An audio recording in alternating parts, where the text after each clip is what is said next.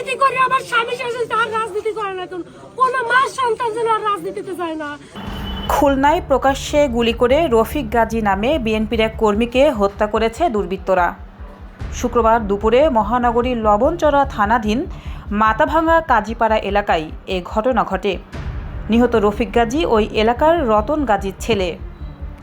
Police ও স্থানীয় সূত্র জানায়, দুপুর 12:30টার দিকে রফিক গাজী নিজ এলাকার একটি দোকানে বসেছিলেন। এ সময় মোটরসাইকেলে করে হেলমেট পরিহিত একদল দুর্বৃত্ত এসে তাকে লক্ষ্য করে পরপর কয়েক রাউন্ড গুলি ছোড়ে গুলিবিদ্ধ হয়ে তিনি মাটিতে লুটিয়ে পড়েন। স্থানীয়রা দ্রুত তাকে উদ্ধার করে হাসপাতালে নিয়ে গেলে কর্তব্যরত চিকিৎসক তাকে মৃত ঘোষণা করেন। ঘটনার পর এলাকায় চরম আতঙ্ক ছড়িয়ে পড়ে এবং আশপাশের দোকানপাট বন্ধ হয়ে যায়।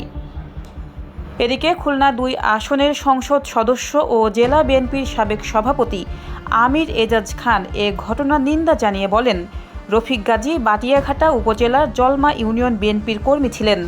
তিনি ঘটনার সুষ্ঠু তদন্ত এবং জড়িতদের দ্রুত গ্রেফতারের দাবি জানান। খুলনার লবণচড়া থানার ভারপ্রাপ্ত কর্মকর্তা সৈয়দ মোশাররফ হোসেন বলেন, খবর পেয়ে পুলিশ ঘটনাস্থলে পৌঁছায়। এলাকায় অতিরিক্ত পুলিশ মোতায়েন করা হয়েছে।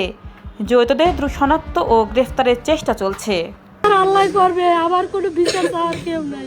আরে বিচার করার জন্য তো একজন বইয়ে রয়েছে বিচারক, এরা কি বিচার করবে, কিসের বিচার করবে? এখন নিজেকে বিচার তো নিজেরা করতে পারে না।